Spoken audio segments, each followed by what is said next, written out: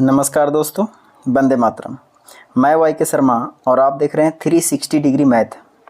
दोस्तों आज बात करेंगे बिहार एसएससी का, है ना, मैथ का सेट प्रैक्टिस नंबर 6। ठीक है, और इसमें देखेंगे दोस्तों कि सेट प्रैक्टिस 6 में किस तरह का क्वेश्चन आ रहा है। ओके, तो चलिए दोस्तों स्टार्ट करते हैं, है ना। और आप सब भी, है ना, कॉपी कलम लेकर के पहले सेट का सभी प्रश्नों को जवाब, है ना, खुद से बनाने की कोशिश करना है। ठीक है, और उसके बाद सॉल्यूशन भी देखना है कि किस तरह से हम सॉल्यूशन कर सकते हैं। ओके, तो चलिए स्टार्ट करते हैं दोस्तों, है ना। और लास्ट में आप कमेंट भी कीजिए कि कितने प्रश्नों का आप पहले जवाब दे चुके हैं। ठीक है, चलिए तो स्टार्ट करते हैं दोस्तों। देखिए आज का पहला प्रश्न क्या कहता है कि यदि p बराबर 2 के पावर 8 3 के पावर 5, है ना, q बराबर 2 के पावर 3 3 के पावर 4 और r का मान 3 के पावर 5 इंटू 2 के पावर 7 दिया हुआ है, तो आपसे पूछा दोस्तों कि p q r का महत्तम समवर्तक क्या होगा। मेरे प्यारे दोस्तों, यदि इस तरह का व्यंजक वाला प्रश्न आपको दिया हुआ है, उसमें HCF आपको निकालना है, तो ध्यान रखेंगे दोस्तों कि HCF क्या होता है। तो HCF वह बड़ा से बड़ा वैल्यू होता है जो दिए गए सभी संख्याओं में कॉमन के रूप में निकाला जा सकता है। ठीक है, तो मेरे प्यारे दोस्तों ध्यान रखना है कि देखिए इसमें 2 और 3 बेस है, इसमें भी 2 और 3 बेस है, इसमें भी 2 और 3 बेस है। ठीक है, तो हम ऐसा समझते हैं दोस्तों कि 2 के पावर मैक्सिमम क्या तीनों में से निकाल सकते हैं। ठीक है, तो 2 के पावर हम क्या निकाल सकते हैं दोस्तों। देखिए 2 के पावर 8 यहाँ है, 2 के पावर 3 यहाँ है, 2 के पावर 7 यहाँ है। इसका मतलब है कि 2 के पावर 3, है ना, मिनिमम वाला वैल्यू तीनों में से तो निकाल ही सकते हैं, है ना।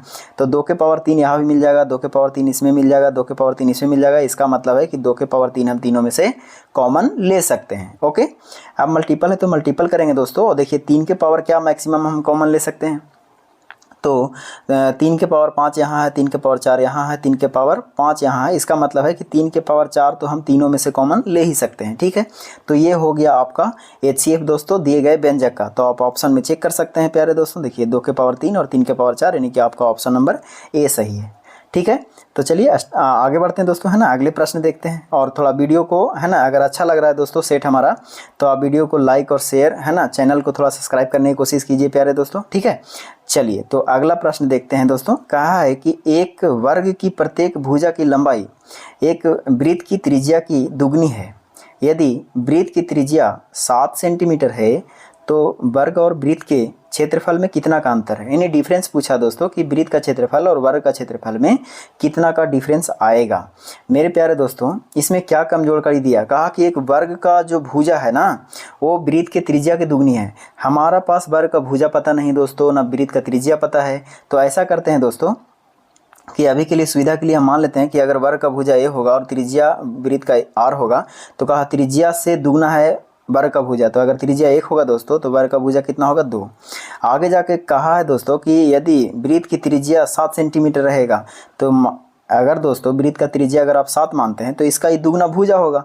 तो नेसेसरी है कि भुजा कितना हो जाएगा वर्ग का 14 सेंटीमीटर। ओके, अब देखिए 2 चीज़ आपको पता चल गया दोस्तों कांस्टेंट टर्म के रूप में कि वृत्त का जो त्रिज्या है वो 7 सेंटीमीटर है और वर्ग का जो भुजा है वो 14 सेंटीमीटर है। आगे सवाल में कहा दोस्तों कि दोनों का अगर क्षेत्रफल निकाला जाए तब उसके बीच डिफरेंस कितने का आएगा, यानी अंतर कितने का आएगा। तो हम ऐसा सोचते हैं दोस्तों कि अगर वर्ग का क्षेत्रफल निकालना चाहें तो क्या लिखेंगे, वर्ग का क्षेत्रफल भुजा का स्क्वायर होता है, यानी कि 14 का स्क्वायर करेंगे तो 196 हो जाएगा दोस्तों। इसके बाद कहा वृत्त का क्षेत्रफल, तो वृत्त का क्षेत्रफल बराबर जानते हैं सभी लोग, ठीक है ना। वृत्त का क्षेत्रफल पाई आर स्क्वायर होता है, तो पाई का मान 22/7 ले लेंगे दोस्तों, क्योंकि ऑलरेडी क्वेश्चन में लिखा हुआ है। जनरली आप यही यूज करते हैं। ठीक है, और त्रिज्या का स्क्वायर करेंगे यानी कि 7 × 7 लिखना पड़ेगा दोस्तों। अब देखिए एक 7 से एक 7 खत्म हो जाएगा, 22 में 7 से गुना कीजिएगा दोस्तों, तो आपका हो जाएगा 154। तो इन दोनों का आपको अंतर पूछा दोस्तों कि इन दोनों का अंतर क्या होना चाहिए, है ना। तो आप घटाइएगा तो 2 बचेंगे, 4 बचेंगे, यानी कि 42 आपका आंसर होने वाला है। तो देखिए ऑप्शन में 42 कौन सा है दोस्तों, ऑप्शन नंबर सी के बराबर होगा। कोई दिक्कत नहीं होना चाहिए। ठीक है, चलिए आगे बढ़ते हैं। अगला प्रश्न देखिए दोस्तों, अगला प्रश्न क्या कहा है प्यारे दोस्तों, कहा कि 150 सैनिकों के लिए एक शिविर में 400 दिनों का भोजन है। 50 दिनों के बाद 100 अतिरिक्त सैनिक शिविर में शामिल होते हैं। उसके बाद भोजन और कितने दिनों तक चलेगी। देखिए दोस्तों इस तरह का जो सैनिक छावनी वाला प्रश्न है ना केवल रेलवे बल्कि एसएससी बैंकिंग सभी सेक्टरों में पूछा गया है। ठीक है, तो चलिए इसको देखिए आसान तरीकों से बनाने का टेक्निक हम आपको आज प्रोवाइड कर रहे हैं दोस्तों। विदिन 5 सेकेंड में आप आंसर बना सकते हैं। सोचने का क्षमता थोड़ा बढ़ाना पड़ेगा। देखिए दोस्तों, जब भी आपको सैनिक छावनी से संबंधित इस तरह का प्रश्न पूछे ना, तो आप टारगेट कीजिए कि कितना दिन बाद घटना घट रहा है। पहले ये सोचना है दोस्तों कि 150 सैनिक था, उसको खाने के लिए 400 दिन भोजन चलेगा। ठीक है, कोई भोजन है और वो 400 दिन तक चलेगा, ओके। लेकिन कहा कि 50 दिन बाद कुछ घटना घटा था, 100 व्यक्ति और आ गए थे। तो हम ऐसा सोचते हैं दोस्तों कि 150 जो सैनिक था 50 दिन के बाद घटना घटा है। इसका मतलब है कि 50 दिन जब ख़त्म हो जाएगा तो बाकी कितने दिन बचेंगे 150 सैनिकों के लिए शेष भोजन, है ना। तो 350 दिन खाएंगे, वही कौन भोजन, तो शेष भोजन खाएंगे, है ना। जो बचा हुआ भोजन होगा वही 150 सैनिक 350 दिन के लिए भोजन सामग्री बचेगा। कितने दिन बाद, 50 दिन बाद। अब दूसरे तरफ ये रिलेट करना है दोस्तों कि यही शेष भोजन की बात कहा कि यही शेष भोजन को खाने के लिए, है ना, कितने दिन और लगेंगे जब सैनिक जो है 100 बढ़ा दिए जाएंगे, यानी कि 50 दिन बाद 100 सैनिक और आ रहे हैं। तो 100 सैनिक जब बढ़ेंगे मेरे प्यारे दोस्तों, तो जो शेष भोजन है उसको खाने के लिए अब 350 व्यक्ति हो जाएंगे। पहले 150 था, अब 100 बढ़ गया, सॉरी 350 नहीं 250, है ना, माफ़ कीजिए। देखिए, तो 150 सैनिक और 100 सैनिक और आ गए, पहले 150 थे, तो आप कितने हो गए दोस्तों, 250। तो यही 250 सैनिक को कहा कि ये शेष भोजन जो है वो कितने दिनों तक चलेगा, यानी कि एक्स मान लीजिए, वाई मान लीजिए, जेड मान लीजिए, कुछ भी मान लीजिए। ठीक है, ये दोनों आप बराबर हो जाएगा यहाँ से दोस्तों शेष। आप देखिए, शेष से शेष कोई मतलब नहीं रहता है प्यारे दोस्तों, ये केवल कॉन्फिडेंस बढ़ाने के लिए लिखा जाता है। आप जो काटता है उसको काट सकते हैं। देखिए, 0 से 0 कट जाएंगे, 5 बचे 25 काट सकते हैं, 5 7 35 काट सकते हैं, और भी काटिए तो 5 3 15 कट जाएंगे, यानी 30 बार में। तो 30 7 21, यानी कि 210। तो 210 दिन एक्स का वैल्यू आ रहा है दोस्तों, यानी कि बाकी जो शेष भोजन होगा वो एक्स दिनों तक चलेगा। तो आपका ऑप्शन हो जाएगा 210, यानी कि आपका ऑप्शन नंबर 210 यानी बी के बराबर होगा। ठीक है, तो इस तरह के प्रश्नों में ज़्यादा कहीं भी सोचने की ज़रूरत नहीं है, बस ये सोचिए कि घटना कितने दिन के बाद घट रहा है। ठीक है, वहाँ से हम रिलेट करने की कोशिश करेंगे। ओके, तो चलिए आगे बढ़ते हैं दोस्तों। अगला प्रश्न देखिए, अगला प्रश्न कहा है प्यारे दोस्तों कि एक वस्तु का अंकित मूल्य 840 रुपया है। एक दुकानदार अंकित मूल्य पर 15% का छूट देता है, फिर भी उसको 19% का लाभ हो जाता है। वस्तु का क्रय मूल्य कितना है। देखिए मेरे प्यारे दोस्तों, इसका प्रश्न का जवाब बनाने के लिए ना आपके पास बहुत रास्ते हैं। कोई भी रास्ता अपनाइएगा, है ना, तो आप आसानी से इसको बना पाएंगे। लेकिन आप एक्स और वाई वैल्यू मानने की ज़रूरत नहीं है। कैसे नहीं है, देखिए इसमें कहा दोस्तों कि अंकित मूल्य 840 है, इसका हम यूज़ करेंगे, है ना। लेकिन कहा छूट दिया हुआ है और लाभ दिया हुआ है। याद कीजिए, मैंने सेट जब पढ़ा रहा था आपको, तो वहाँ भी इस तरह का प्रश्न आया था। मैंने वहाँ भी समझाया था कि यदि छूट दिया हुआ है, लाभ दिया हुआ है, तो छूट से, है ना, छूट से और लाभ से एक रिलेशन मैंने आपको समझाया था दोस्तों कि छूट से हमेशा क्रय मूल्य निकलेगा और लाभ से हमेशा अंकित मूल्य निकलेगा। ये मैंने आपको पहले ही सेट में समझा चुका हूँ। ठीक है, तो जब छूट से क्रय मूल्य निकलेगा दोस्तों, लाभ से अंकित मूल्य निकलेगा, तो छूट कितना है, 15%। तो अगर आपका अंकित मूल्य 100 रहेगा तो 15% छूट पर क्रय मूल्य क्या हो जाएगा दोस्तों, बताइए। तो हो जाएगा आपका 85 रुपया, कोई दिक्कत नहीं। अब लाभ कहा कि लाभ जो होता है वो होता है 19%, तो 19% लाभ पर अंकित मूल्य कितना हो जाएगा, 119 रुपया। अब यहीं से रिलेट कीजिए दोस्तों, आपका अंकित मूल्य भी पता चल गया है, क्रय मूल्य भी पता चल गया है। किताब के अनुसार कहा कि किताब के अनुसार 840 रुपया क्या है दोस्तों, 840 रुपया है अंकित मूल्य। तो हम लोग भी कहेंगे कितना लाएं, 119। तो 840 की तुलना कितना से करेंगे दोस्तों, 119 से। और कहा कि क्रय मूल्य क्या है, क्रय मूल्य कितना आया, 85। तो 85 से गुना कीजिए, आपका आंसर आ जाएगा दोस्तों। आपकी काटना है, देखिए 17 × 85 कटेंगे 5 बार में, और 17 × 19 7 बार में, और ये 7 से 12 × 7 84 12, 12 × 5 60, यानी कि 600 रुपया आ रहा है। तो आपका ऑप्शन नंबर देख लीजिए दोस्तों, 600 रुपया कौन सा है, ऑप्शन नंबर सी के बराबर होगा। कोई दिक्कत नहीं। कई स्टूडेंट का सवाल ये होगा कि सर अगर एग्जाम में हम छूट से क्रय मूल्य, लाभ से अंकित मूल्य भूल गए तब क्या कर सकते हैं। तो देखिए दोस्तों, क्या कर सकते हैं उसके लिए भी मैं उपाय बता रहा हूँ, है ना। ये चीज़ आपको माइंड में सेट होना चाहिए कि छूट से क्रय मूल्य निकलेगा और लाभ से अंकित मूल्य निकलेगा। ठीक है, देखिए दोस्तों, अगर आपको याद नहीं रहे एग्जाम में कि छूट से क्रय मूल्य निकलता है, लाभ से अंकित मूल्य निकलता है, तो ऐसे अवस्था में आप इसी को टारगेट कीजिए। 840 रुपया वस्तु का अंकित मूल्य है दोस्तों। हम कितना माने अंकित मूल्य, बताइए। अंकित मूल्य हमारा 100 रहेगा। कितना रहेगा दोस्तों, 100। कितना रहेगा दोस्तों, 100। आइए, किताब के अनुसार 840 रुपये अंकित मूल्य, हम लोग कहेंगे 100 रुपया, और 15% छूट देते हैं, तो इसको हम लोग बेचेंगे कितना में, तो 15% छूट पर विक्रय मूल्य निकालेंगे तो 85 रुपया होगा। आई बात समझ में। 15% छूट पर उसका विक्रय मूल्य कितना हो जाएगा दोस्तों? 85 रुपया। लेकिन कहा कि ये 85 रुपया में बेचने के बाद भी 19% का लाभ कमाता है, यानी कि विक्रय मूल्य के तुलना अब विक्रय मूल्य से करके क्रय मूल्य निकालेंगे। तो आइए दोस्तों, अब ये टोटल विक्रय मूल्य हो गया, लेकिन विक्रय मूल्य कैसा है? 19% लाभ पर। तो 19% लाभ पर विक्रय मूल्य क्या होगा? 119 रुपया। और क्रय मूल्य क्या माने हैं दोस्तों? 100 रुपया। तो 100 से आप गुना कर सकते हैं। ठीक है, ये हो गया आपको एक लाइन में इसका आंसर। अब देखिए, इसका कोई रिलेटिव नहीं रहता है दोस्तों, ये कट जाता है, 100 से 100 गायब हो जाएगा। फिर वही आपका उपहाड़ा पढ़ना है, 17 5 85 और 17 7 19 से 17 12 7 84, 12 12 में 12 5 60, यानी कि 600 रुपया आएगा। कल के डेट में आपको दोस्तों और भी तेज हो जाएगा। कैसे? जब आप पूरी तरह से समझ पाएंगे तब।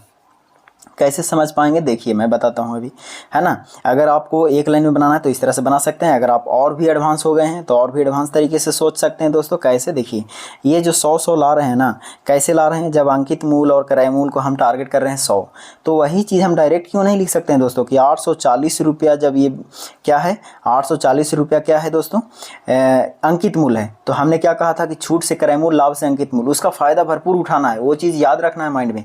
तो जब छूट से क्रय मूल्य, लाभ से अंकित मूल्य निकलता है तो इतना पर 19% लाभ होता है, 19% लाभ पर 119 हो जाएगा।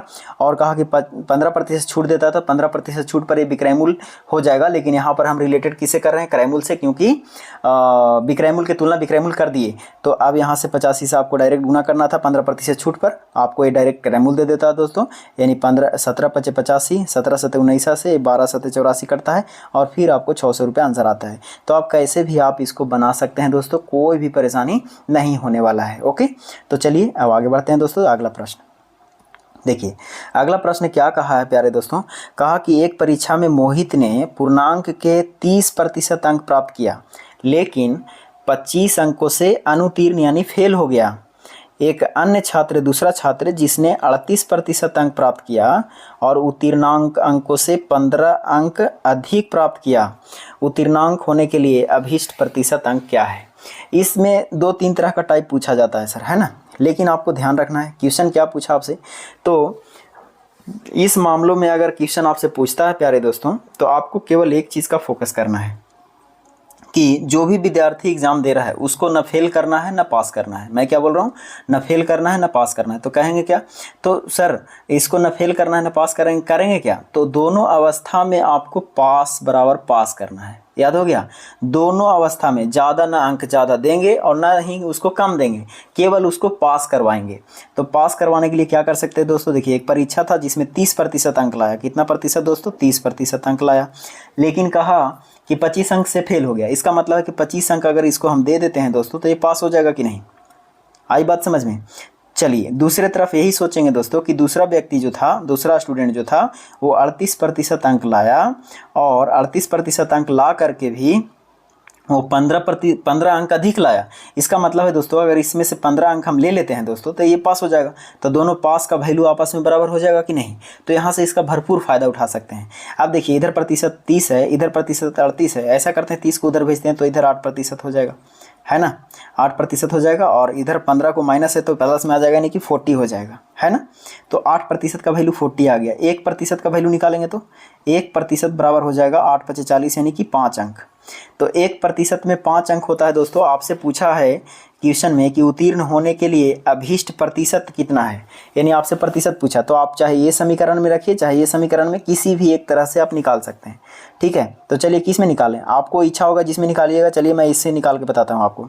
देखिए यहाँ पर दोस्तों कि 30% में प्लस 25 अंक है, तो 1% में कितना होता है दोस्तों? 5 अंक। तो 5 अंक में जब 1% होता है तो 25 अंक में कितने प्रतिशत हो जाएंगे? 5%। आई बात समझ में? तो 30% प्लस 5% आप ऐड कर दीजिएगा दोस्तों, तो हो जाएगा कितने प्रतिशत? 35%। आई बात समझ में कि नहीं? कोई दिक्कत हो तो बोल सकते हैं। कोई भी क्वेश्चन में अगर कहीं भी समझने में कोई परेशानी होता है दोस्तों, आप कमेंट कर सकते हैं। ओके, चलिए तो ये आपको 35% हो गया। आपको विचार होगा तो आप इससे निकाल सकते हैं। ओके, चलिए आगे बढ़ते हैं। देखिए अगला प्रश्न। अगला प्रश्न कहा दोस्तों, कहा अमन, कमल और मनन की गतियों का अनुपात जो है 2:3:4 है। समान दूरी को तय करने में क्रमशः अमन, कमल और मनन। तो चलिए लिख लेते हैं दोस्तों, आपको समझने में कोई परेशानी नहीं होना चाहिए। अमन है, के से कमल मान लेते हैं और माँ से मनन मान लेते हैं। तो इसमें कहा है दोस्तों कि इसका जो गति यानी चाल का अनुपात दिया गया, कितना दिया गया 2, 3 और 4। आगे समान दूरी मतलब बराबर बराबर दूरी तय कर रहा है, ठीक है। तो कहा कि समय का अनुपात बताइए। मेरे प्यारे दोस्तों आप एक चीज़ बताइए कि दूरी और चाल में जो रिलेटिव होता है, रिलेशन होता है, वो समय बराबर क्या होता है, समय बराबर होता है दूरी बटा चाल। अगर हम दूरी में चाल से भागा देते हैं तो क्या निकलेगा, समय। तो दूरी पता नहीं है दोस्तों, तो दूरी ये भी मान लेते हैं 1 तय किया होगा, ये भी 1 तय किया होगा, ये भी 1 तय किया होगा। आप 100 मान सकते हैं, 200 मान सकते हैं, 500 मान सकते हैं, कोई परेशानी नहीं, क्योंकि सभी दूरी आपस में बराबर तय किया। तो 1:1:1 मान सकते हैं। ओके, आगे कहा कि इसका जो गति यानी चाल का अनुपात है वो 2:3:4 है। तो ऐसा करते हैं, इसके चाल के अनुपात से इसको भागा देते हैं तो समय में आ जाएगा डायरेक्टली। तो इसका है 2, इसका है 3 और इसका है 4। ये आपको क्या दे दिया दोस्तों, समय दे दिया, है कि नहीं। अब देखिए फ्रैक्शन में है, इसको फ्रैक्शन को आप चेंज कर सकते हैं डिजिट में, ठीक है, सिंगल डिजिट में। तो आपको क्या करना है, नीचे वाला का एलसीएम लेना है। तो 4 × 12 एलसीएम हो जाएगा दोस्तों, है ना। तो 12 इसमें गुना करेंगे, 12 इसमें भी गुना करेंगे, 12 इसमें भी गुना करेंगे, तो आपका आंसर हो जाएगा 6 × 12 6।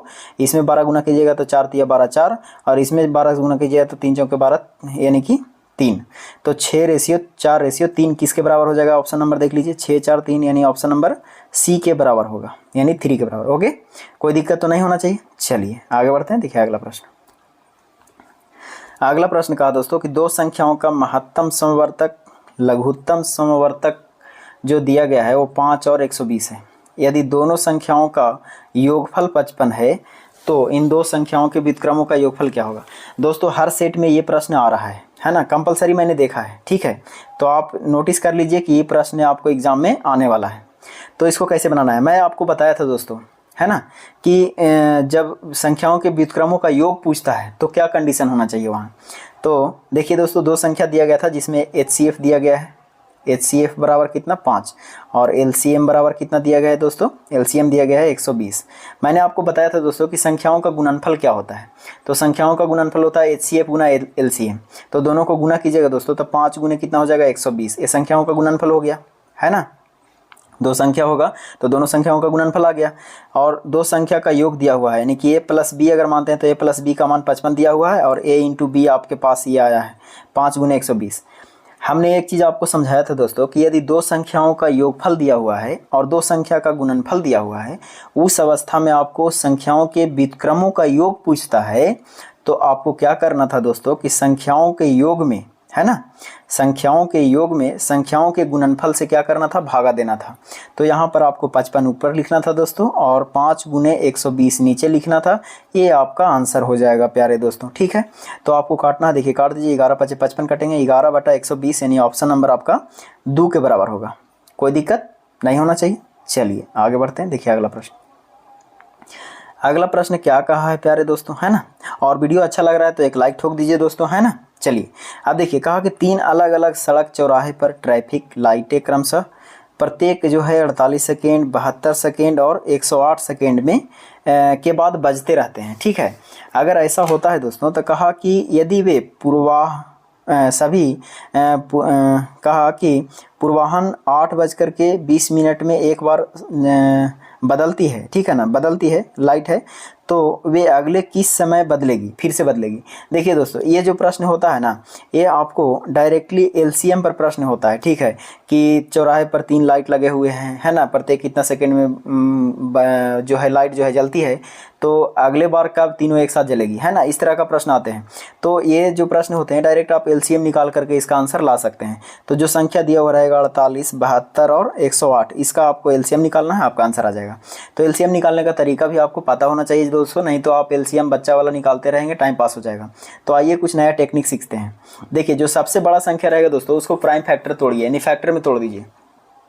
तो 108 को तोड़िएगा दोस्तों तो कितना हो जाएगा, 12 होतल से होता है, यानी कि 4 गुने 3 लिख सकते हैं, है ना, और 4 × 12, 12 होतल यानी 3 × 3 लिख सकते हैं, ठीक है। ये हो गया किसका फैक्टर, तो 108 का। अब 72 लाना है इसी में फैक्टर में, तो 72 कैसे आएगा, देखिए 4 × 12, 12 × 36, 36 में 2 से गुना कर देंगे तो 72 हो जाएगा, ठीक है। उसके बाद दोस्तों देखिए 48 लाना है, तो 4 × 12, 12 दूने 24, 2 48, ये हो गया टोटल LCM किसका। तो एक साथ जो बत्ती जलेगी, है ना, बत्ती जलेगी एक साथ, तो ये टोटल समय में एक साथ बत्ती जलने वाली है। आई बात समझ में। लेकिन आपको इसमें टोटल सेकंड हो गया क्योंकि सेकंड में दिया हुआ था, तो ऐसा करते हैं सेकंड को मिनट में चेंज करने के लिए क्या करेंगे, 60 से भागा देना पड़ेगा। और देखिए दोस्तों, इसको गुना करके 60 से भागा देने की कोई आवश्यकता नहीं है, क्योंकि गुना कीजिएगा संख्या ऐसा आ जाएगा बड़ा, जिसको 60 से भागा देने में परेशानी होना शुरू हो जाएगा। तो आप ऐसा कीजिए, इसको छोटे स्तर में ही काटने की कोशिश कीजिए। देखिए 4 से पूरा कट जाएगा, 15 चौके 60, 15 नीचे बचेगा, 5 तिया 15 यानी 5 नीचे बचेगा।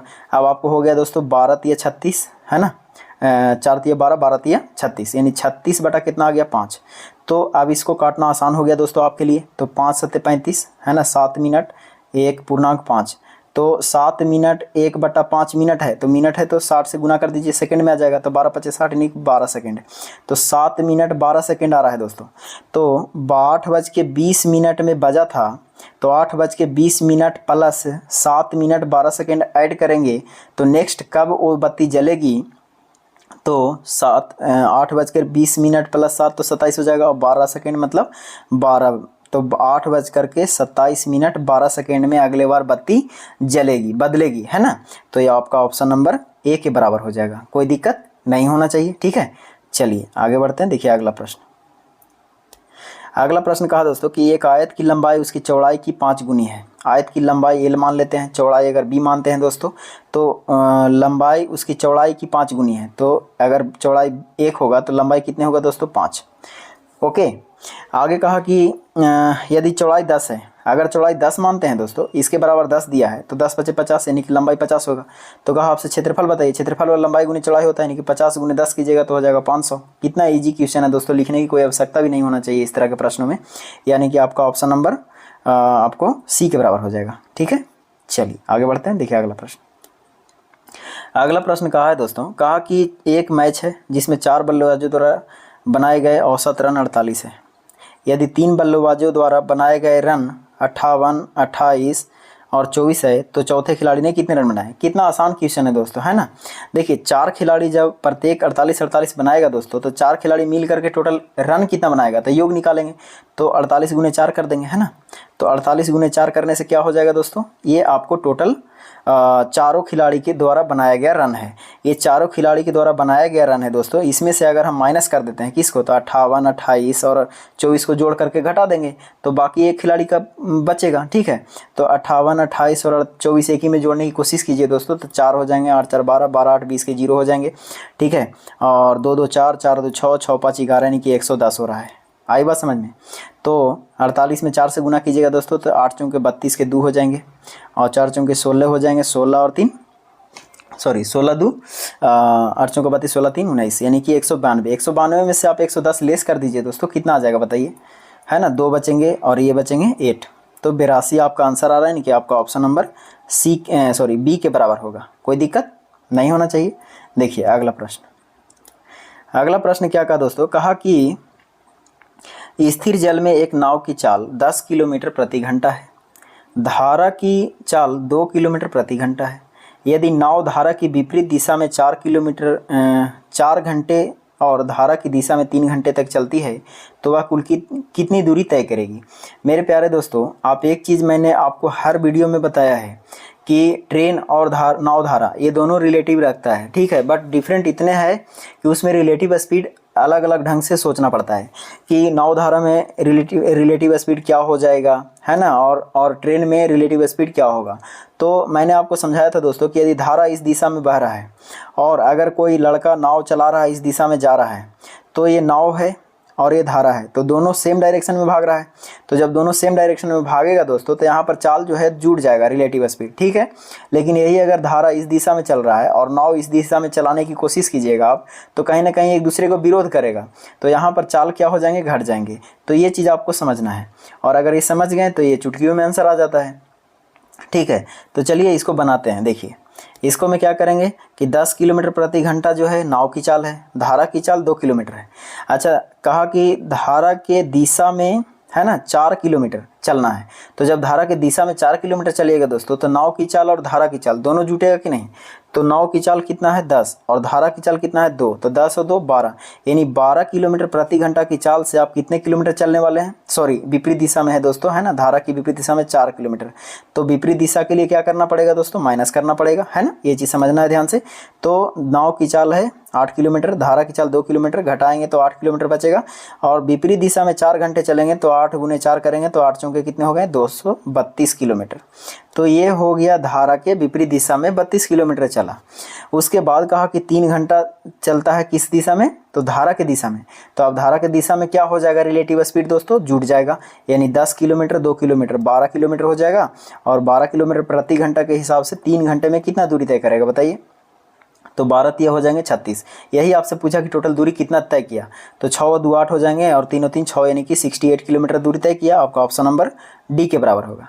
कोई दिक्कत नहीं होना चाहिए, ठीक है। चलिए आगे बढ़ते हैं दोस्तों, अगला प्रश्न देखिए, कहा है कि यदि चक्रवृद्धि ब्याज वार्षिक रूप से संयोजित होता है तो 10,000 रुपया के मूलधन पर 12% की दर से 2 वर्षों में प्राप्त होने वाली मिश्रधन क्या होगा। तो देखिए दोस्तों, चक्रवृद्धि ब्याज में क्या होता है, ब्याज पर ब्याज लिया जाता है, ये चीज़ आपको मालूम होना चाहिए। साधारण ब्याज में हर वर्ष उतना ही ब्याज लगेगा, लेकिन चक्रवृद्धि ब्याज में क्या होता है दोस्तों, जितना ब्याज आया अगले वर्ष में उस पर भी उतना ही % का ब्याज लेता है, ठीक है। ब्याज पर भी ब्याज लेना ये चक्रवृद्धि ब्याज होता है, ठीक है। तो यहाँ पर समझना है दोस्तों कि जो मूलधन है वो कितना है 10,000 रुपया है, ओके।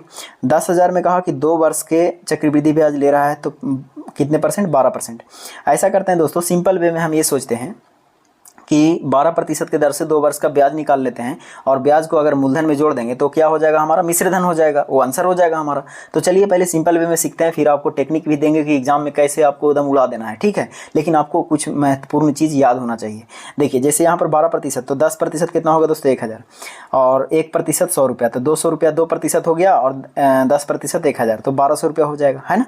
तो ये हो गया पहले महीने में, सॉरी पहले साल में 1,200 रुपया ब्याज।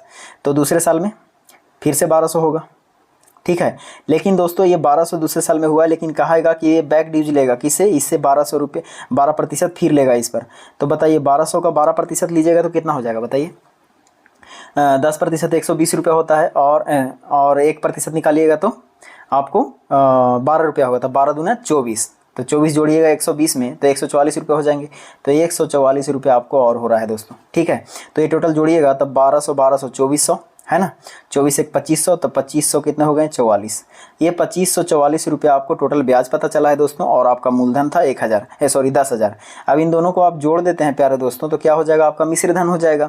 तो आपको हो जाएगा 12,544 रुपया। तो 12,544 रुपये आपका ऑप्शन नंबर डी के बराबर होगा। कोई दिक्कत नहीं होना चाहिए, सिंपल वे में आप निकाल सकते हैं।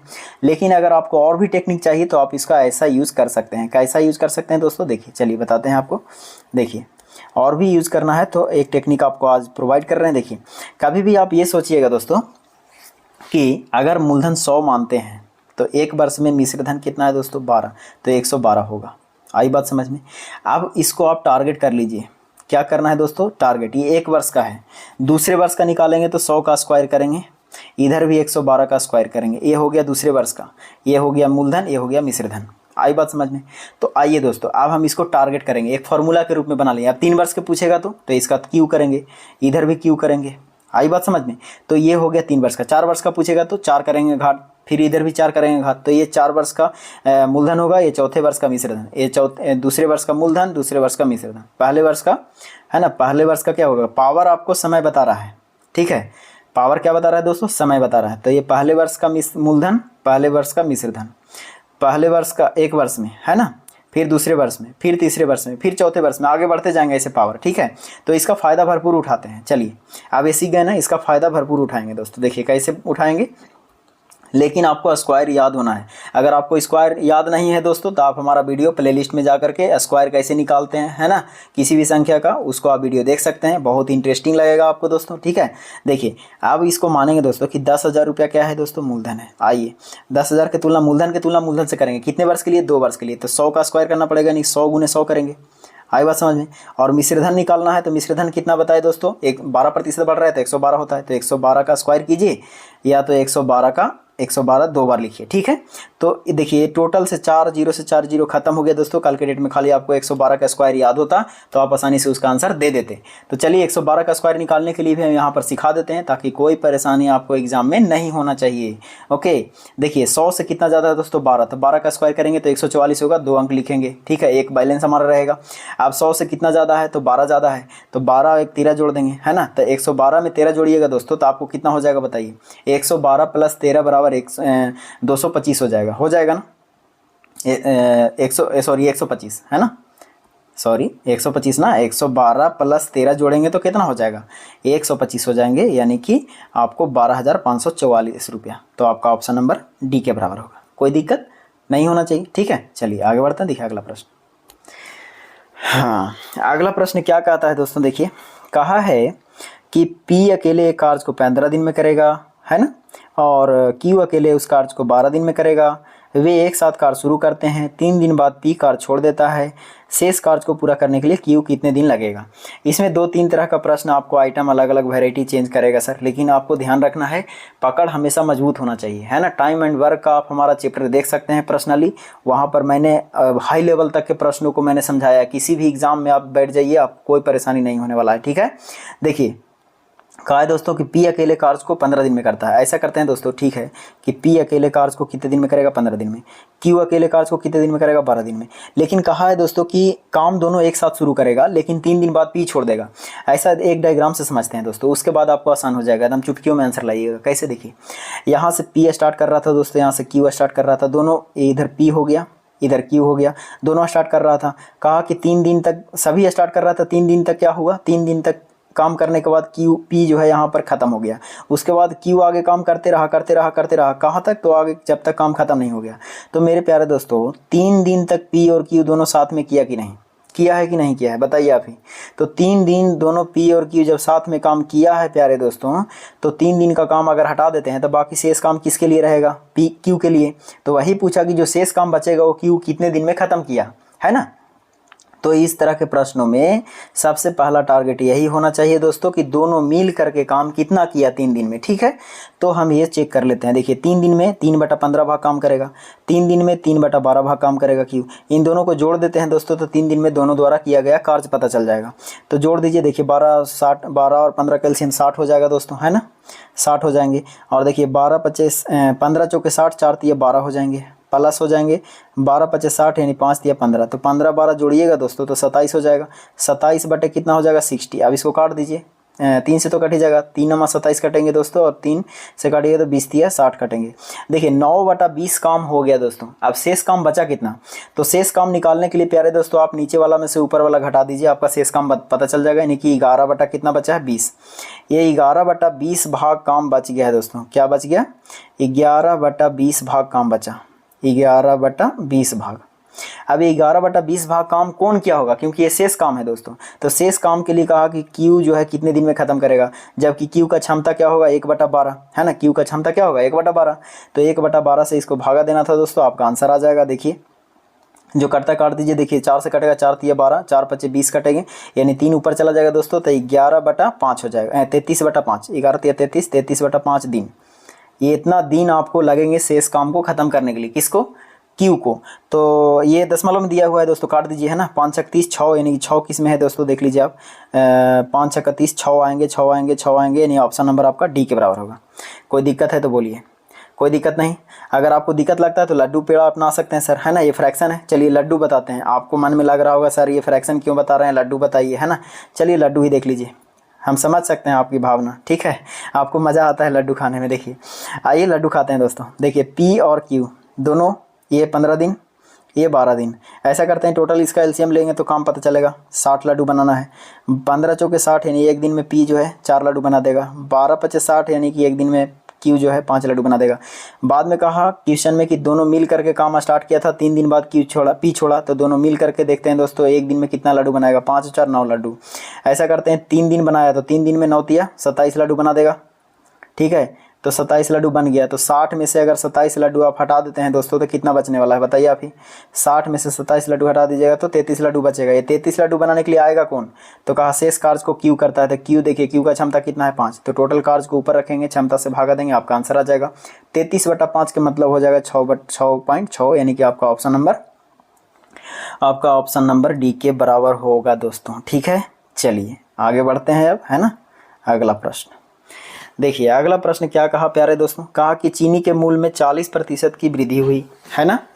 और किसी व्यक्ति को चीनी की खपत में कितने प्रतिशत की कमी कर देनी चाहिए ताकि चीनी पर कोई अतिरिक्त खर्च ना बढ़े। देखिए प्यारे दोस्तों, इस तरह के प्रश्नों को आप चुटकियों में आंसर कर सकते हैं। याद कीजिए दोस्तों कि मैंने आपको परसेंटेज जब पढ़ा रहा था, है ना, स्पेशल चैप्टर, तब उसमें मैंने इस बारीकी ढंग से आपको समझाया था। लेकिन यहाँ सेट प्रैक्टिस है दोस्तों, तो आपको सेट प्रैक्टिस के हिसाब से समझाना पड़ेगा, है ना। देखिए ध्यान रखिए, मैं आपको यहाँ भी चर्चा थोड़ा सा कर देता हूँ ताकि आपको इस प्रश्न में कोई परेशानी नहीं आना चाहिए। चीनी के मूल्य में 40% की वृद्धि किया था दोस्तों, है ना। लेकिन मैं कहता हूँ कि यदि आपको वृद्धि दिया हुआ है तो आगे चल के आपको आंसर कमी पूछेगा। यदि आपको कमी दिया हुआ है पहले तो आगे चल के आपको वृद्धि पूछेगा। तो ध्यान रखेंगे दोस्तों कि यदि आपको वृद्धि पूछा है ना, अगर X% पहले वृद्धि हुआ है तो आपको कमी पूछेगा। तो कमी बराबर क्या लिखेंगे, प्रतिशत कमी, तो X गुना 100, है ना। और कमी पूछा है तो जोड़ देंगे दोस्तों 100 + X। आई बात समझ में। अगर X% अगर पहले आपको वृद्धि कमी दिया है तो आपसे वृद्धि पूछेगा, तो वृद्धि बराबर होगा X गुना 100, है ना, और बटा 100 - X। ठीक है, तो ये चीज़ आप ध्यान रखेंगे, ये आपको चुटकियों में आंसर दे देगा। तो चलिए यहाँ पढ़िए, अब क्वेश्चन में क्या कहा है दोस्तों, देख लीजिए आप आँख से, है ना। और आप इसका आंसर आप दे सकते हैं, बना लिए होंगे, है ना। देखिए 40% वृद्धि मतलब 40 गुना 100, ओके। और वृद्धि है तो आगे कमी पूछा है, नहीं कि 140 हो जाएगा, जोड़ देंगे, है ना, ऊपर वाला दोनों को जोड़ देंगे तो 0 से 0 गायब हो जाएंगे। और 2 दूना 4 कटेंगे, 7 दूना 14 कट जाएंगे दोस्तों, यानी कि ऊपर हो जाएगा 200। 200/7 का मतलब आप समझ सकते हैं दोस्तों, 7 दूनी 14 हो जाएंगे, 7 8 56, यानी कि 28.5, यानी कि आपका आंसर बी के बराबर होगा। ओके, चलिए आगे बढ़ते हैं। देखिए अगला प्रश्न क्या कहा दोस्तों, देख लीजिए, है ना। कहा है कि एक समिति के 15 सदस्यों की औसत आयु 4 वर्ष बढ़ जाती है जब 2 सदस्य जिनकी आयु 60 वर्ष और 70 वर्ष है को 2 नए सदस्यों द्वारा स्थापित कर दिया जाता है। नए सदस्य की औसत आयु क्या है मेरे प्यारे दोस्तों। देखिए औसत मैंने पढ़ाया है आपको, है ना। अगर आपको औसत का थ्योरी पकड़ बन गया है तो इसको बनाने में कोई टाइम नहीं लगेगा। मैं यहाँ कह रहा है, देखिए क्वेश्चन में क्या कहा कि 15 सदस्य थे, ओके। 15 सदस्य का कुछ औसत आयु यानी एवरेज, ये मानते हैं एवरेज था, लेकिन हमको पता नहीं है तो पता करने की ज़रूरत भी नहीं है। लेकिन एवरेज था, कुछ ना कुछ एवरेज होगा, क्या था नहीं पता, हमको भी पता करने की कोई आवश्यकता नहीं है। लेकिन कहा कि इसमें 4 वर्ष की वृद्धि हो जाती है, 4 औसत में 4 की वृद्धि हो जाती है। कब, जब इसमें से 2 व्यक्ति भाग जाते हैं और इसके जगह पर 2 नया व्यक्ति एंट्री कर जाते हैं ग्रुप में। ठीक है, तो जब 2 व्यक्ति जा रहे हैं, 2 व्यक्ति आ रहे हैं तो संख्या पे कोई प्रभाव नहीं पड़ेगा, यानी 15 व्यक्ति के 15 व्यक्ति ही रहेंगे दोस्तों। लेकिन इसमें कहा कि एक 70 वर्ष का भाग रहा था, एक 60 वर्ष और एक 70 वर्ष, है ना। देखिए एक 60 वर्ष और एक 70 वर्ष के आदमी भाग रहा था प्यारे दोस्तों। अच्छा ऐसा करते हैं दोस्तों कि ये 60 वर्ष का और 70 वर्ष का जो दोनों व्यक्ति भाग रहा है, उतना ही व्यक्ति ये 60 वर्ष और 70 वर्ष ले करके आ जाता दोनों मिल करके, तब औसत में कोई प्रभाव पड़ता नहीं पड़ता। क्यों नहीं पड़ता, क्योंकि जितना ग्रुप से ले गया उतना ही ग्रुप में लेके आ गया। इसका मतलब औसत में कोई परिवर्तन नहीं होता प्यारे दोस्तों। औसत में परिवर्तन होने का सीधा मतलब होता है कि कुछ न कुछ हो ज़्यादा या कम लाया होगा, तभी औसत में प्रभाव पड़ेगा। तो कहा कि औसत 4 वर्ष बढ़ गया, है ना। तो इसका मतलब हुआ दोस्तों कि 7 6 13 इन दोनों मिल करके 130 रुपया मानिए तो रुपया, पैसा मानिए तो पैसा, अगर वर्ष मानिए तो बस, यानी दोनों मिल करके 130 वर्ष भाग गया दोस्तों। अगर इन दोनों मिल करके ही 130 वर्ष लेके आ जाता तो औसत में कोई प्रभाव पड़ता नहीं पड़ता। लेकिन औसत में प्रभाव पड़ा, क्या पड़ा दोस्तों, तो 4 वर्ष की वृद्धि हो गया। इसका मतलब हुआ दोस्तों कि जो दोनों व्यक्ति आ रहा है ना, वो 4 वर्ष ज़्यादा लेके आ रहा है। कितने व्यक्ति के लिए, 15 व्यक्ति के लिए। तो ऐसे ऐसे 15 चौके 60, यानी 60 वर्ष वो ज़्यादा लेके आ रहा है। तो ये दोनों मिल करके ला रहा है, तो इसका कहा औसत बताइए, तो 2 से भागा दीजिए, है ना। 2 से भागा दीजिए, आपका आंसर आ गया। अब देखिए 2 से काट दीजिए, इसको कट जाएगा 30 बार में, ये 2 से काटिएगा तो ये कटेगा आपको 65 बार में। ठीक है, तो 65 और 30 जोड़िएगा दोस्तों तो हो जाएगा आपको 95, यानी कि दोनों का औसत आयु जो है वो 95 के बराबर होगा, यानी कि ऑप्शन नंबर डी के बराबर होगा। कोई दिक्कत नहीं होना चाहिए प्यारे दोस्तों, ठीक है। चलिए आगे बढ़ते हैं। देखिए अगला प्रश्न, अगला प्रश्न कहा है दोस्तों, कहा कि x के पावर 4 है, 3x क्यू है, प्लस 2x स्क्वायर है, ये व्यंजक दिया गया और कहा कि x माइनस 2 से विभाजित करने पर शेषफल क्या हो जाएगा। मेरे प्यारे दोस्तों देखिए हर सेट में ये व्यंजक वाला प्रश्न आ रहा है बहुपद से, ठीक है। तो आपको ये चीज़ ध्यान रखना है कि एक QX रहेगा, एक PX रहेगा। तो QX का वैल्यू हमेशा 0 के बराबर मानेंगे, तो x माइनस 2 बराबर अगर आप 0 मानते हैं दोस्तों तो x का वैल्यू कितना आएगा बताइए 2। इसका मतलब है कि x का वैल्यू जहाँ जहाँ है वहाँ वहाँ 2 रखेंगे तो इसका आंसर आ जाएगा। तो देखिए 2 के पावर 4 कीजिएगा तो हो जाएगा 2 दूनी 4, 4 दूनी 8, दूनी 16, ठीक है। और माइनस है तो माइनस लिखेंगे दोस्तों। एक्स 3x क्यू है तो x के पावर x के बराबर 2 रखेंगे तो 2 का क्यू 8, 8 दिया कितना हो जाएंगे 24। आई बात समझ में, ये तो आसान है, आप रख लीजिएगा, हमको पता है। 2 दूनी 4, 4 दूनी 8 हो जाएगा प्लस में, ओके। और इसमें कीजिएगा तो माइनस हो जाएगा 5, तो 5 दूनी 10 हो जाएगा माइनस। प्लस है 7 तो 7 लिख दीजिए। अब यहाँ से माइनस कीजिए दोस्तों, देखिए 16 और 8 24 होगा, 24 से 24 नैहर चला जाएगा, ठीक है। ये हो जाएगा -10 प्लस 7 मतलब -3, आपका ऑप्शन नंबर 3 के बराबर होगा, ठीक है, -3, ठीक है। चलिए आगे बढ़ते हैं। देखिए अगला प्रश्न, अगला प्रश्न कहा है प्यारे दोस्तों, कहा कि रोहित 12 किलो संतरे कुल जो है 480 रुपये में खरीदा, ओके, और 18 किलो अमरूद जो है 30 रुपये प्रति किलो की दर से खरीदता है। रोहित द्वारा खरीदे गए फलों के प्रति किलोग्राम औसत मूल्य क्या है। देखिए औसत मूल्य यहाँ भी पूछा दोस्तों, तो चलिए हम लोग औसत से या योग से जैसे भी है वैसे निकाल सकते हैं, इसमें कोई परेशानी नहीं है। लेकिन अगर आपको टारगेट दिया है आंसर में औसत, तो औसत से ही टारगेट करना है, ओके। देखिए कोई बात नहीं, देखिए हम लिख सकते हैं ना कि 12 किलो का जो कुल मूल्य है 48 है, 480 है, तो इसका मतलब है कि अगर हम 12 से भागा देंगे तो उसका एवरेज पता चल जाएगा कि प्रत्येक किलो में कितना होना चाहिए। तो 12 × 48 यानी कि 40 हो जाएगा, ठीक है। यानी 12 किलो संतरे का औसत मूल्य जो है वो 40 है, ठीक है। 12 × 48 यानी 40। उसके बाद कहा कि 18 किलो एक और है, और 18 किलो का औसत मूल्य जो है वो 30 है। इसके बाद आपसे कहा कि प्रति किलो जो है पूरे का है ना, सभी का प्रति किलो ग्राम औसत मूल्य क्या होगा। तो ऐसा करते हैं दोस्तों कि 2 ग्रुप बन गए यहाँ से, या तो ग्रुप इसको इसमें मिला दीजिए या तो इसको इसमें मिला दीजिए। तो आइए इसको हम किस में मिलाते हैं, चलिए इसमें मिला देते हैं, है ना। आपको इच्छा होगा तो आप उसमें मिला दीजिएगा, ठीक है। तो देखिए मैं एक चीज़ आपको समझाया था दोस्तों कि औसत में जो दिया रहेगा तो औसत को हम संख्या में रेशियो में नहीं चेंज कर सकते, लेकिन जो संख्या दिया हुआ है उसका हम औसत में चेंजिंग कर सकते हैं। तो यहाँ पर इसको काटना है तो काट भी सकते हैं दोस्तों, इसका फ़ायदा उठाइए। 6 से काटिए, 6 दूनी 12 हो जाएंगे, 6 × 18। कल के डेट में 12 से नहीं काम चलाएंगे, 2 से काम चला सकते हैं, 18 से नहीं तो 3 से काम चला सकते हैं, ठीक है। आइए अब ग्रुप में आना है तो सभी को 40-40 चाहिए, लेकिन कहा कि 3 व्यक्ति आना चाहता है और आ रहा है तो कितना लेके आ रहा है 30 रुपया। इसका मतलब है दोस्तों कि वो 40 से कम लेकर आ रहा है, कितना कम लेकर आ रहा है 10। तो ऐसे ऐसे कितने व्यक्ति कम लेकर आ रहे हैं 3 व्यक्ति, 10 या 30। ये 30 का घाटा कौन सहेगा दोस्तों बताइए। ये 30 का घाटा सहेगा पूरे ग्रुप वाला, तो 3 और 2 मिलकर के सहेगा। 3 और 2 कितने हो गए 5, 5 से भाग दीजिए 6, यानी कि 40 - 6 चला जाएगा दोस्तों, तो बचेगा आपको 34, यानी 34 जो है प्रति किलोग्राम औसत है उसका, यानी आपका आंसर हो जाएगा बी के बराबर। कोई दिक्कत नहीं होना चाहिए। चलिए अगला प्रश्न देखते हैं दोस्तों। देखिए अगला प्रश्न क्या कहा है कि किसी मूलधन पर 2 वर्षों के लिए 30% प्रति वर्ष की दर से चक्रवृद्धि ब्याज वार्षिक रूप से संयोजित है और साधारण ब्याज के बीच का अंतर 3600 रुपया है, तो मूलधन क्या होगा। मेरे प्यारे दोस्तों देखिए मैंने आपको समझाया था एक चीज़ कि अगर आपको अंतर से संबंधित प्रश्न पूछता है तो इजी गोइंग सोचने की कोशिश कीजिए। मूलधन कितना मानते हैं आप 100, ऐसा मानने से आपको दिमाग में एकदम पूरा फिक्स हो जाएगा दोस्तों, कभी आप भूलने की ज़रूरत नहीं है। कभी कभी कोई व्यक्ति R² बटा मूलधन ऐसे करके कुछ फार्मूला याद करता है, मैं कहता हूँ वो लिमिटेड है। अगर आपको माइंड डाइवर्ट हो गया एग्जाम में तो आप कभी उसको बना नहीं सकते, लेकिन मैं जो आपको हथियार दे रहा हूँ इससे आपको कभी भी सपनों में भी नहीं भूलिएगा, सुतले सुतले बना दीजिएगा, ठीक है। देखिए 2 वर्षों के लिए बोला दोस्तों 30%, तो ऐसा करते हैं ये पहला वर्ष हो जाएगा, ये दूसरे वर्ष हो जाएगा, है ना। SI निकाल लेते हैं, दूसरा CI निकाल लेते हैं। तो SI का पहले वर्ष का 30% मतलब 100 का 30%, 30 यहाँ भी 30, तो ये हो गया SI। CI के मतलब हो गया पहले वर्ष का 30 और दूसरे वर्ष का 30, लेकिन इस पर भी बैक डीज लेगा 30, कितना 30, तो 30 लेगा, 30 तिहाई 3 हो जाएगा, यानी दूसरे वर्ष तक जाएगा, तो इसका 30% लेगा दोस्तों। तो बताइए कि 30 का अगर आप 30% लिखते हैं तो 3 तिहाई 9 रुपया हो जाएगा, कितने हो जाएंगे 9 रुपया। तो आप यहाँ से ये लिख सकते हैं कि 9 रुपया हो गया। अब कहा कि दोनों में जो अंतर है ना वो 3600 है। आइए 30 से 30 तो ये खत्म हो जाएगा, बराबर हो जाएगा दोनों, बाकी कितना बचा 9, यही ना अंतर बचेगा।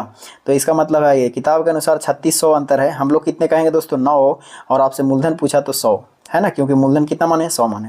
आइए 9 चौका 36 4 यानी 4 पर डबल जीरो हो जाएगा दोस्तों। आपका ऑप्शन नंबर मिला सकते हैं अभी से, ठीक है, यानी ऑप्शन नंबर डी के बराबर होगा, है ना। इंटरेस्टिंग, मजा आ रहा है, ठीक है। तो चलिए आगे बढ़ते हैं। देखिए अगला प्रश्न, अगला प्रश्न कहा है दोस्तों, देखिए सेम क्वेश्चन आपको दूसरे वाले सेट में भी आया था। इसमें कहा कि 61 62 63 68 और 69 के गुणनफल में, है ना, स्थान पर कौन सा अंक आएगा। मेरे प्यारे दोस्तों देखिए ये यूनिट डिजिट पूछा है ना, यूनिट डिजिट यानी इकाई अंक। तो इकाई अंक का मतलब होता है दोस्तों सभी को फोकस ना करके खाली हम इकाई अंक को फोकस करते हैं। लेकिन इसमें आपको एक चीज़ आपको टेक्निक लगाना है कि इकाई अंक के लिए इसमें जब 61 62 63 64 65 66 से लगातार 69 तक गुना कीजिएगा दोस्तों, तो बीच में कुछ ऐसे संख्या आएंगे जिसका आपको फ़ायदा उठाना है। तो देखिए दोस्तों यहाँ पर 2 है और आगे जा करके जाइएगा तो 63 64 के बाद 65 आ जाएगा, यानी कि 62 और 65 भी आएगा। तो इन दोनों को जब गुना कीजिएगा दोस्तों तो 5 गुना कितना हो जाएगा 10। यदि जीरो आ गया इसका मतलब है इकाई अंक में जीरो का मतलब क्या हुआ, किसी भी संख्या में आप जीरो से गुना कीजिएगा तो उसको क्या कर देगा, जीरो कर देगा। क्या कर देगा दोस्तों, जीरो कर देगा। इसका मतलब है कि सभी को गुना करने की जरूरत नहीं है। क्वेश्चन कभी कभी बेवकूफ़ बना देता है, तो आपका डायरेक्ट आंसर क्या होना चाहिए, जीरो। क्यों, आपको टेक्निक लगाना है कि 62 है आगे जाके 65 आएगा, इसका मतलब 62 गुने 65 करेंगे तो इकाई अंक जीरो हो जाएगा। और जब इकाई अंक जीरो हो गया तो किसी भी संख्या को जीरो कर देगा इकाई अंक, ठीक है। तो यानी आपका ऑप्शन नंबर क्या होगा दोस्तों, 2 के बराबर होगा, यानी कि 0 के बराबर, ठीक है। चलिए तो उम्मीद करते हैं इस तरह के प्रश्नों में कोई परेशानी नहीं होना चाहिए। देखिए दोस्तों अगला प्रश्न क्या कहा कि यदि किसी भिन्न के अंश में 50% बढ़ाया जाए तथा हर को 50% घटाया जाता है तो परिणामी भिन्न 9/7 हो जाता है। मूल भिन्न क्या है। मेरे प्यारे दोस्तों देखिए इस तरह के प्रश्नों में ना आप एक्स वाई मानिएगा ना तो मैं उम्मीद लगाता हूं कि 2 से 3 मिनट 4 मिनट भी जा सकता है। कभी कभी गड़बड़ कर दिए समीकरण में तो आपको 5 मिनट लग जाएगा और छोड़ भी देंगे, ठीक है। लेकिन मैं कहता हूँ छोड़ने की जरूरत नहीं है। पहले परिणामी भिन्न बोला कि 9/7 हो जाता है, इसका मतलब क्या है कि अगर 9/7 है तो इसको फाइलें लिखने की थोड़ा कोशिश कीजिए दोस्तों, 9/7 ऐसे, ठीक है। अब इसका फ़ायदा भरपूर उठाइए। आइए ये जो है परिणामी भिन्न का अंश है और ये जो है हर है। तो ऐसा सोचते हैं दोस्तों कि भिन्न के अंश को 50% बढ़ाया गया होगा तभी ना ये 9 प्राप्त हुआ है। मेरा बात समझिए ध्यान से, अगर भिन्न का अंश बढ़ाया गया होगा तभी ना ये परिणामी भिन्न 9 प्राप्त हुआ, और भिन्न के हर को इतना प्रतिशत 50% घटाया गया होगा तभी ना 7 प्राप्त हुआ होगा। तो हम टारगेट करेंगे दोस्तों मूल भिन्न हमारा क्या होना चाहिए, तो मूल भिन्न हम 100 मानेंगे। क्या मानेंगे, मूल भिन्न का अंश भी 100 और हर भी 100। तो जब अंश 100 मानिएगा दोस्तों तो बताइए 50% बढ़ाया गया होगा तो 50% बढ़ाने पर भिन्न कितना हो जाएगा, अंश उसका 150। आइए तो 9 की तुलना कितना से करेंगे दोस्तों, 150 से, और अगर आप 100 से इसमें गुना कर दीजिएगा दोस्तों तो ये हो गया मूल भिन्न 100, मूल भिन्न का अंश 100। आइए हर में भी उसी तरह से टारगेट करेंगे दोस्तों कि अगर हर हमारा 100 रहा होगा मूल भिन्न का तो 50% घटाए होंगे तो 50% कम ही पर 50 हो जाएगा। और मूल भिन्न का अगर हर निकालना है तो कितना से गुना करेंगे, 100 से। देखिए 100 से 100 गायब हो जाएगा दोस्तों, इसका कोई मतलब नहीं रहेगा। ये 50 से 0 ये गायब हो जाएगा। ये 5 या 15 ये कट जाएंगे दोस्तों, ख़त्म हो जाएंगे, है ना।